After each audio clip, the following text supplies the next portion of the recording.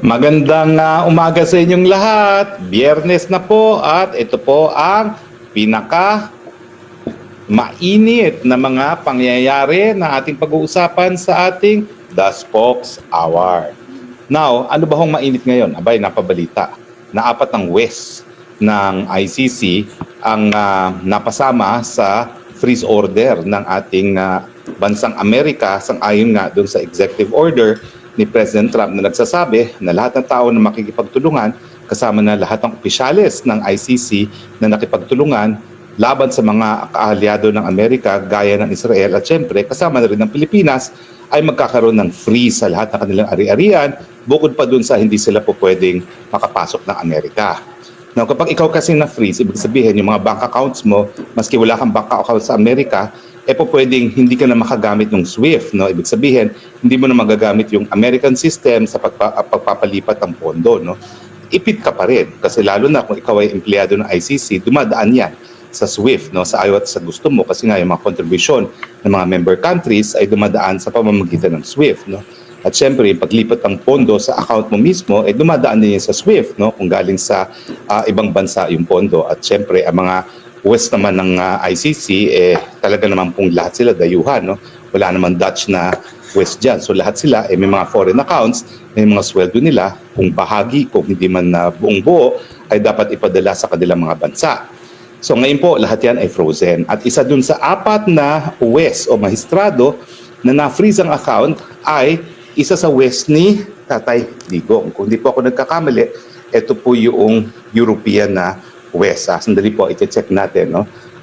Kung sino talaga yung kasama sa Tatay Digong na freeze, no? Tanungin po natin, ha?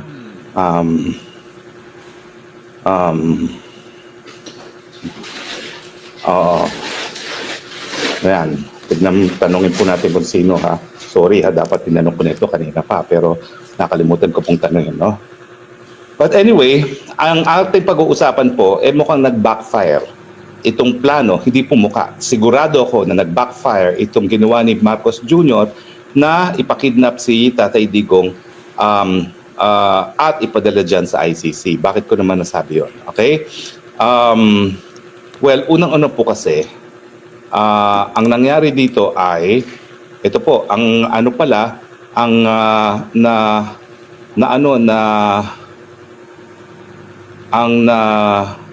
na priest na kasama dun sa apat ay si Rene Adelaide Sophie Alipani Ganso na siyang na siyang judge din sa kaso ni Tatay Digong.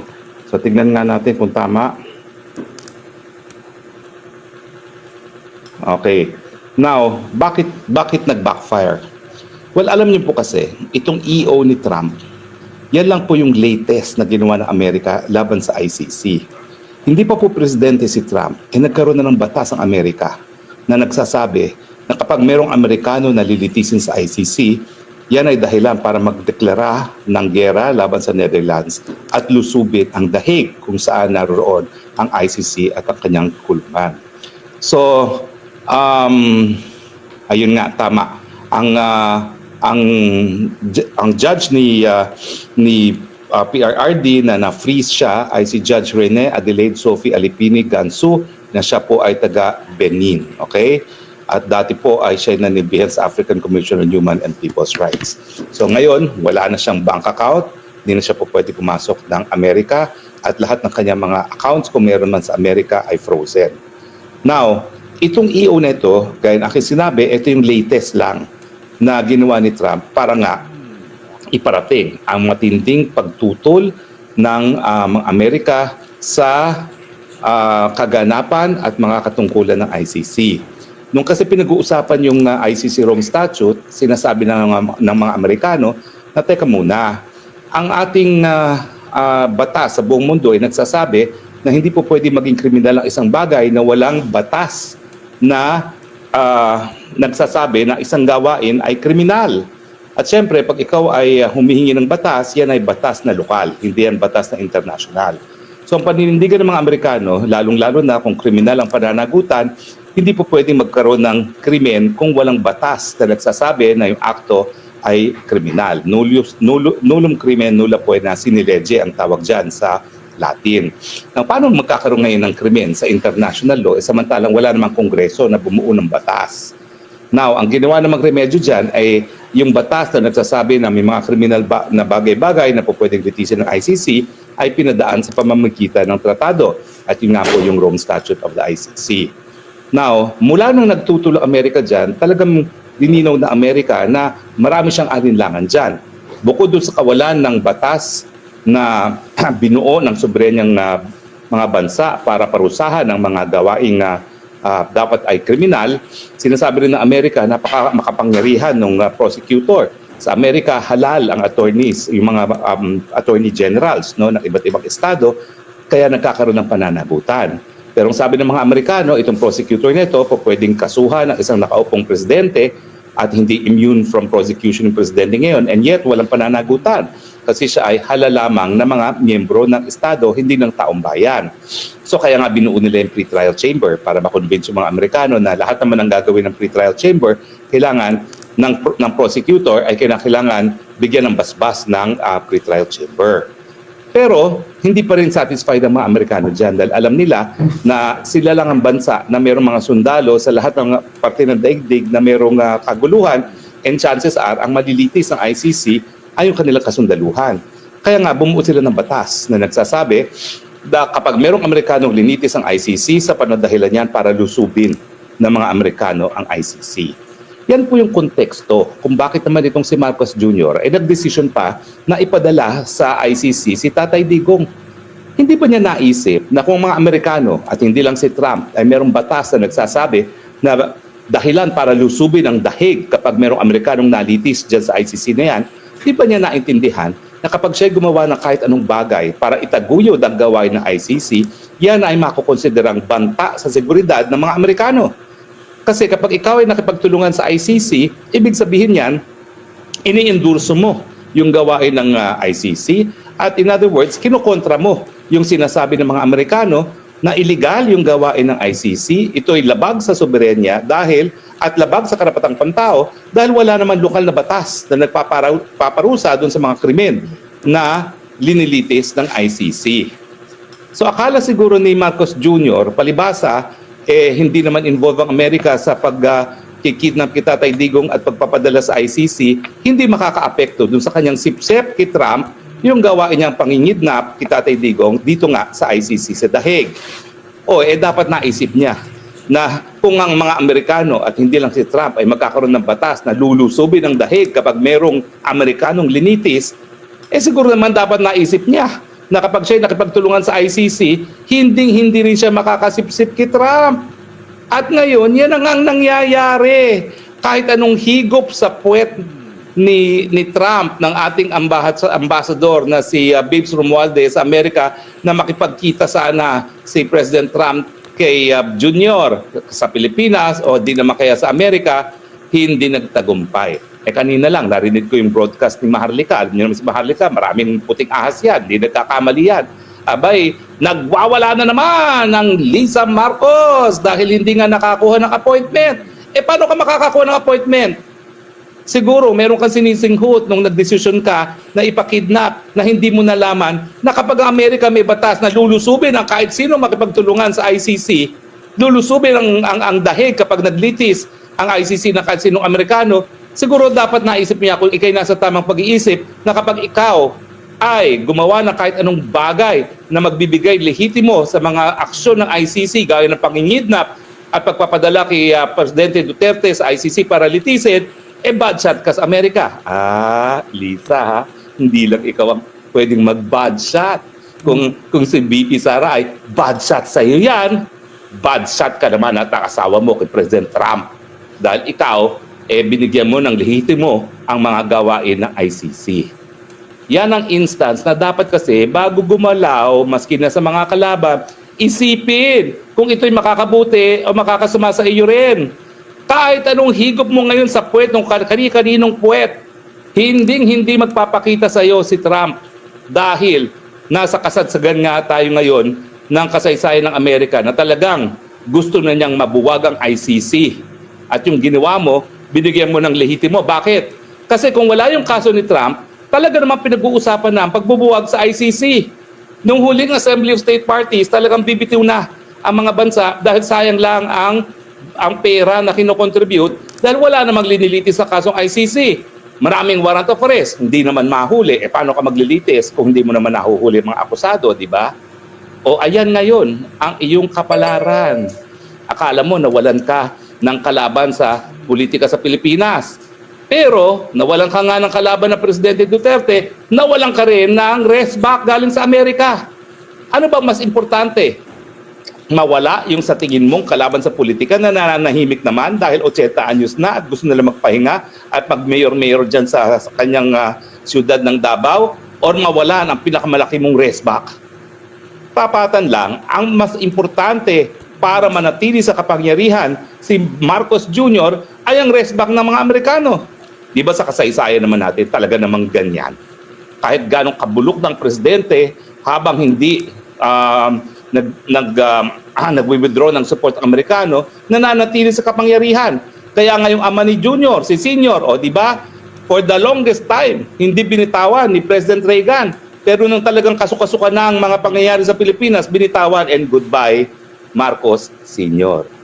O ngayon, hindi ka makakuha maski appointment dahil nga ang mensahe sa'yo, ay naku, bakit kita kakaibiganin? Samantalang kinontra mo yung isa sa pinaka-importanting initiatives ni President Trump sa larangan ng foreign policy, at ito nga yung pagtutol kung hindi sa pagbuwag sa ICC. So kahit anong bayad mo sa mga law firms, dahil ang sabi ni Maharlika ay nagbayad daw sa mga law firms, no? Para makakuha na appointment kita, Tatay Digong, hindi ka pagbibigyan. Dahil ang tingin niya ngayon sa'yo, kalaban. Kinontra mo yung pulisiya ni Trump laban sa ICC dahil ikaw pa ang nag-surrender kita, Tatay Digong, sa ICC. Bukod pa yan, doon sa katotohanan na ang sinurrender mo, personal na kaibigan ni Trump. Kung kayo naman talaga ay nasa tamang pag-iisip, kung kayo talaga ay hindi naman high, dapat na-realize nyo. Puputok at puputok sa inyong mga muka itong desisyon na kidnapin si Tatay Digong papunta ng Hague para litisin ng ICC. Hallelujah, God is good. Ang iyong pananatili sa kapangyarihan, Marcos Jr., ay nakasalalay rin sa suporta ng Amerika na sa ngayon, wala kang aasahan. Kahit ano pang sabihin mo na nandiyan ang China, lulusob, wala ka pa rin aasahan.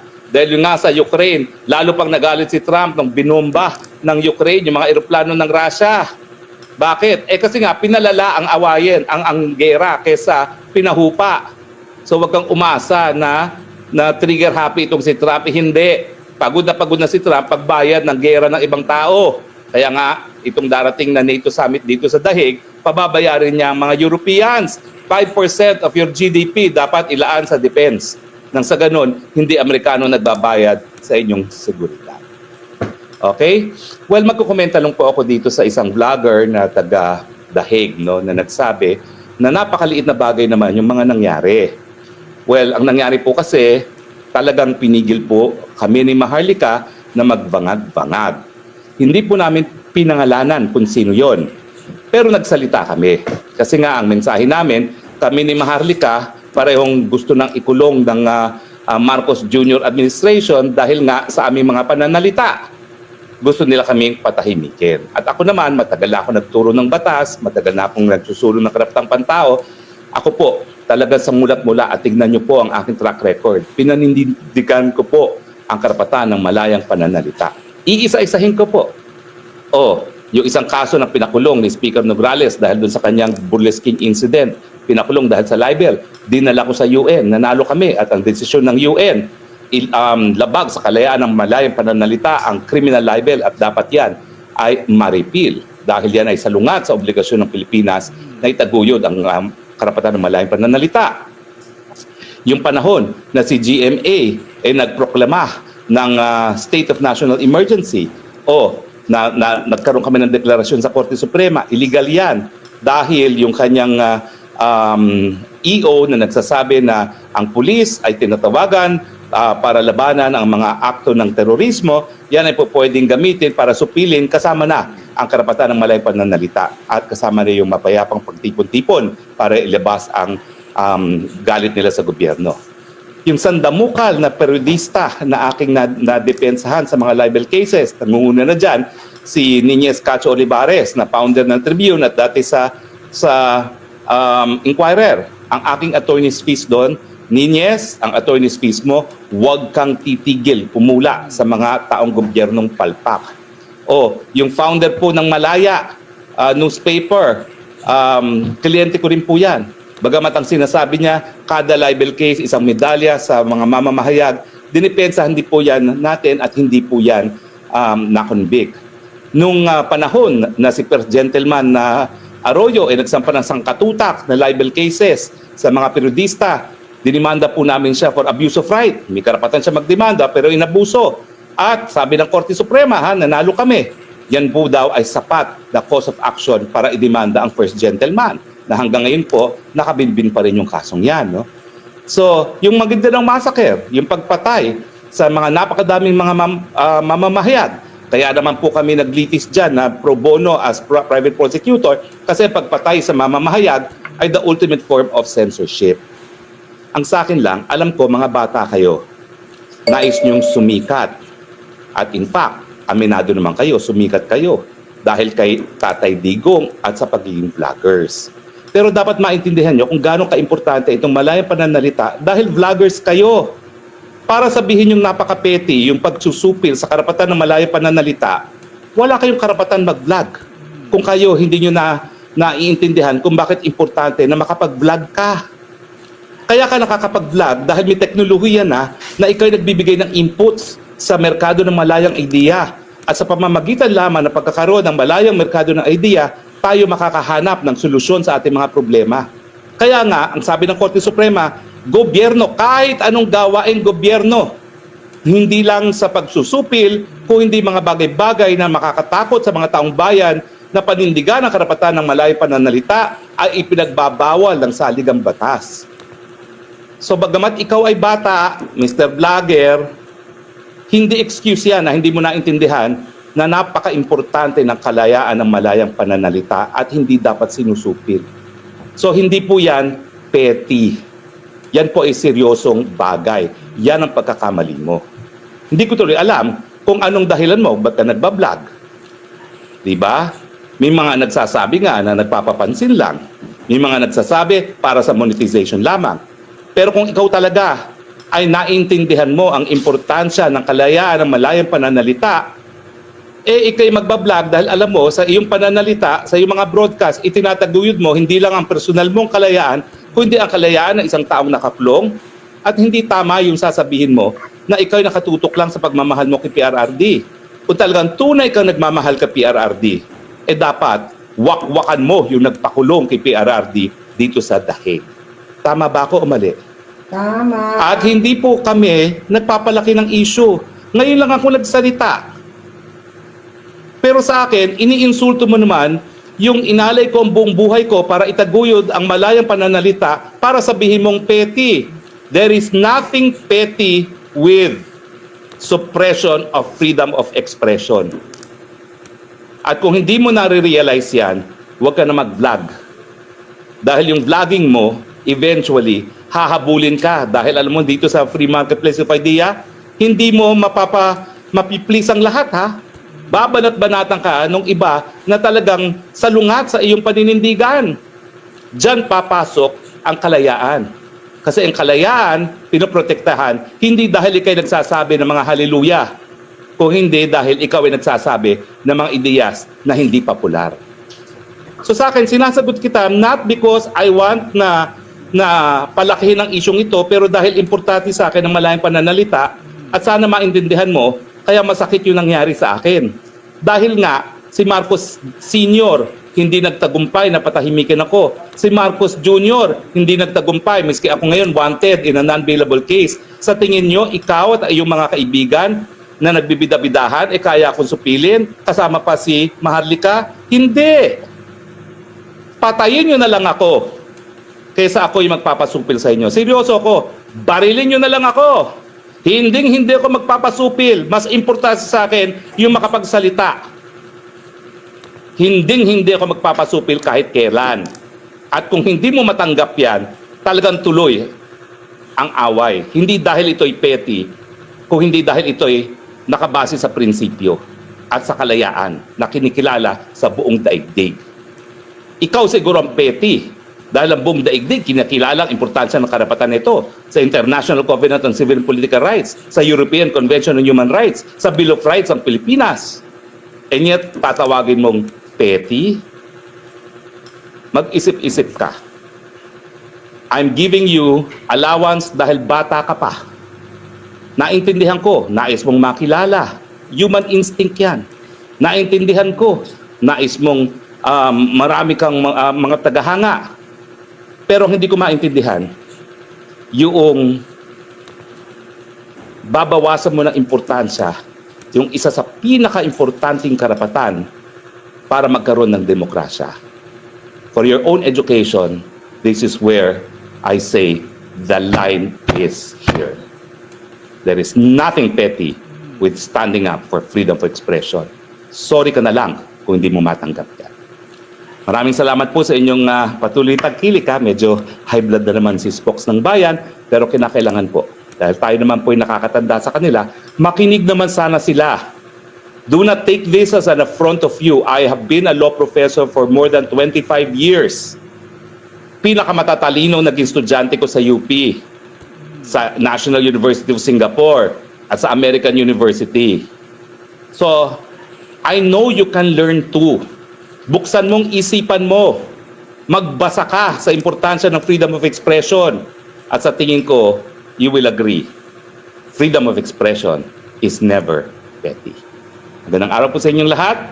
Ito po inyong Spokes ng Bayan nagsasabi, I love you Philippines, with the only country that I love, with the only country that I have. God bless the Philippines. Bye!